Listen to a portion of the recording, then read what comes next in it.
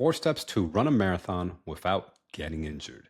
So, if you're training for a marathon, don't make these mistakes. 80% of runners get hurt every year, and most of them are marathoners. I see this a lot as a physical therapist, but it doesn't have to be this way. In this video, I'm going to show you the 4-step strategy that'll help you train smarter, run stronger, and cross the finish line without breaking down your body.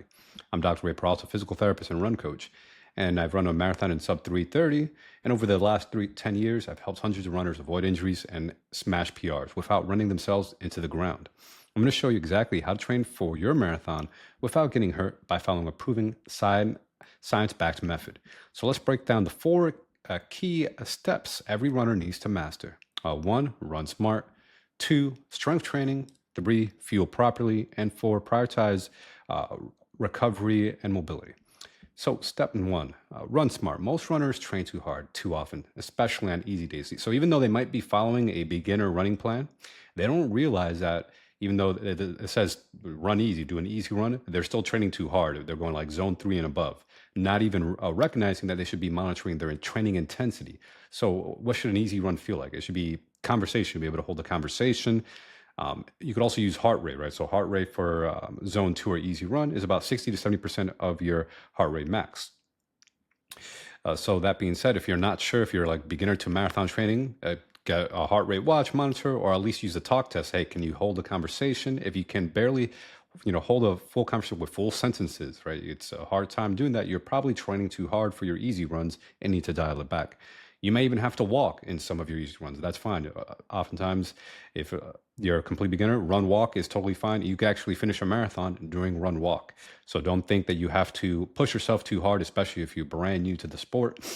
And then if you're more advanced, you could still use a heart rate monitor and other tools to, pace, power. You also use RPE scale to see how hard you're working. But regardless, in general, you want to do 80% of your runs easy and 20% of your runs hard.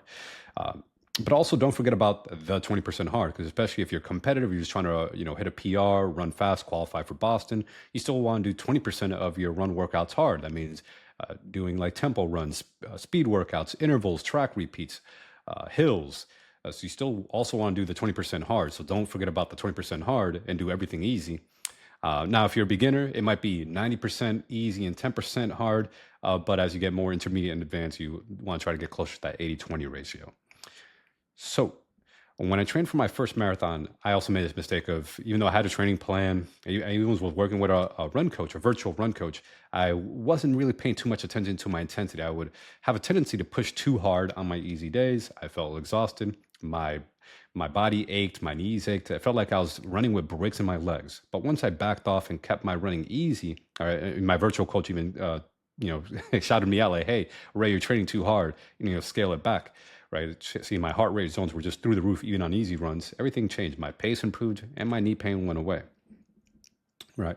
So be smart about it. Don't be stubborn.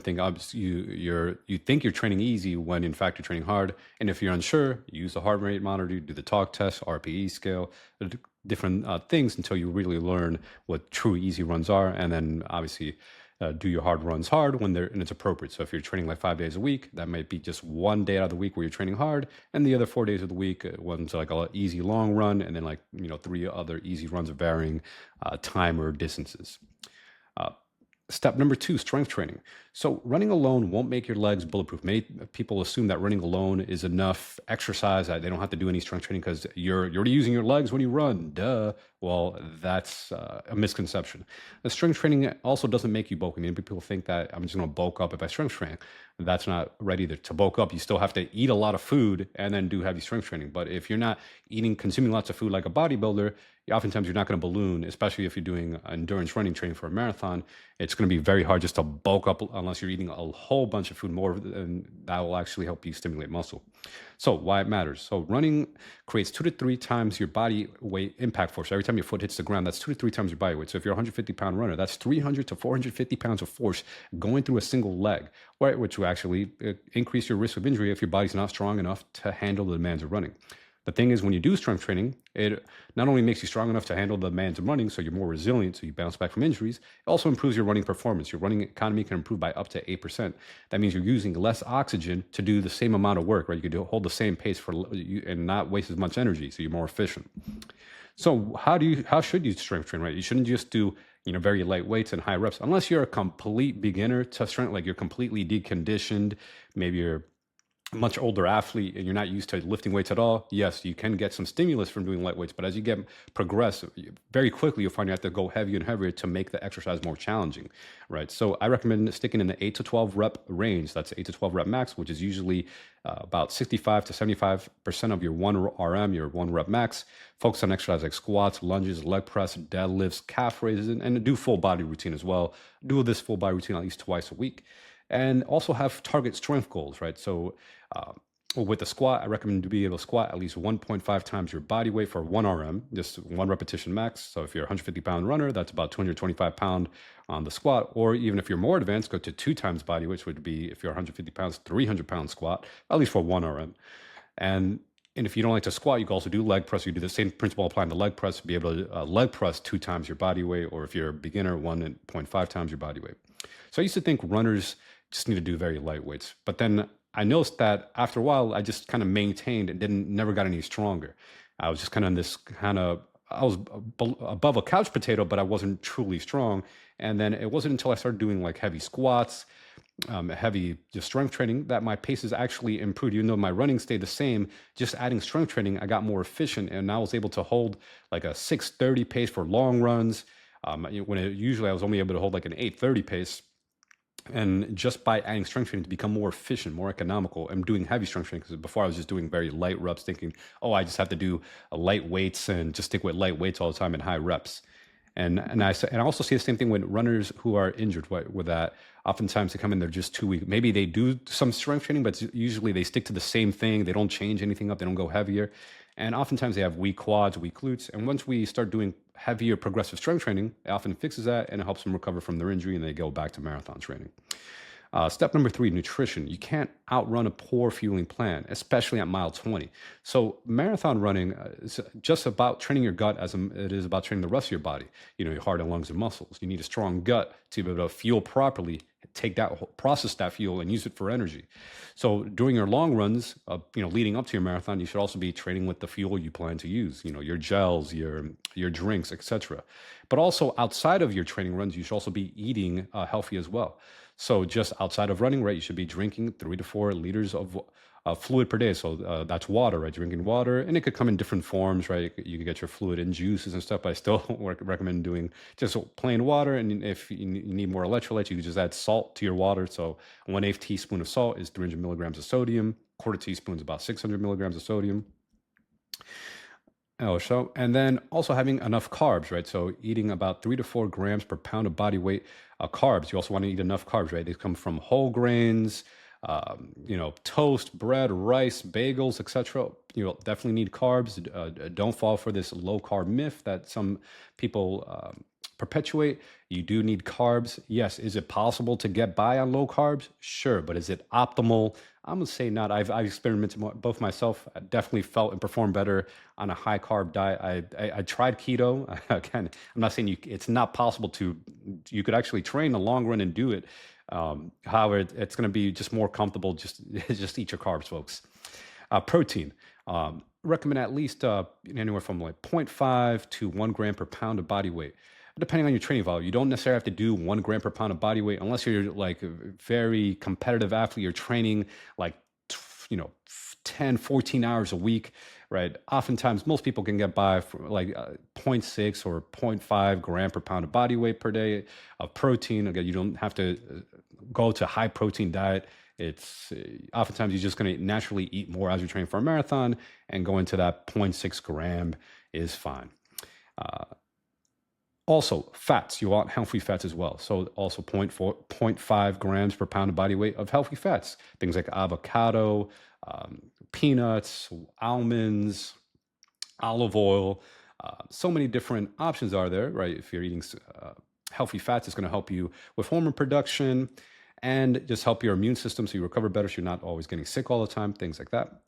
And then during the race itself, you want to be eating enough carbs during the race. So you bring your fruits, bring your gels, whatever but make sure you're training on your long runs leading up to the race, so you don't try anything new on race day. So 30 to 60 grams of carbs per hour, and it could be even up to 90 grams of carbs per hour, depending if you feel better with higher carbs. 300 to 600 milligrams of sodium power. But if you're a very salty sweater, it might even be 1,000 milligrams of sodium power. And then anywhere from 16 to 32 ounces of water power. That's like half a liter to 1 whole liter of fluid or water per hour as well. And you can combine the water and the salt or the electrolytes. Personal story. So when I was training for when I was doing my first marathon, I actually hit the wall, or I bonked at mile 20. And just because I was also relying on the course Gatorade, which didn't agree with me. I learned that the hard way though. So don't try anything new on race day. Again, train your gut with the same fuel you'll be racing with, and don't wait to a race day to try experiment with something new or get tempted by what you see on the race course. Do what you've been, bring your fuel with you ideally, or at least see what the course is providing and see, hey, does your stomach agree with what the course is providing? And if you're unsure, don't experiment, use the fuel that you have, or rely on natural things like fruits, like bananas. You get dried banana chips, mango chips, and you could carry them with you, right? You could get a little Ziploc bag, put them in a little pouch, so you can actually bring your own fuel with you. Don't necessarily have to rely on what the course provides. Step number 4, recovering mobility. Recovery is very important.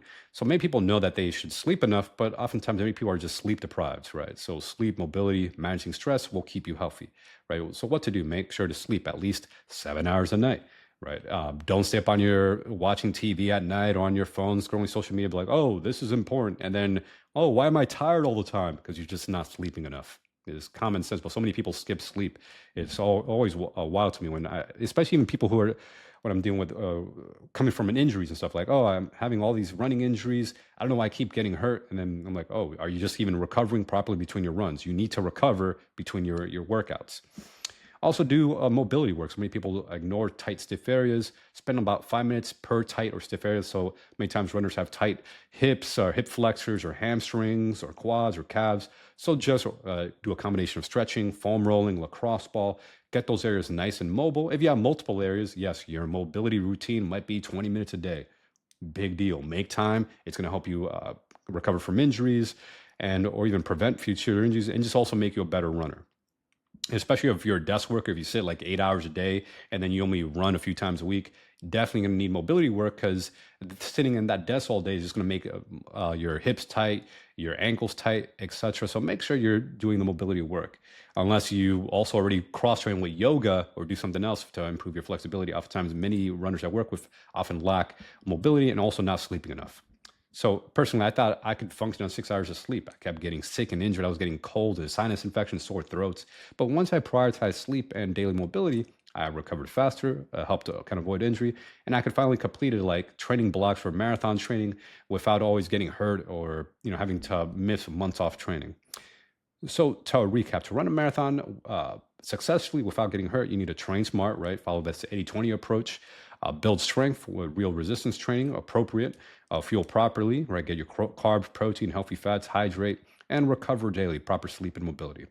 And if you want help applying this with your own training, check out my free training. I have a free training for running pain free, a link in the description.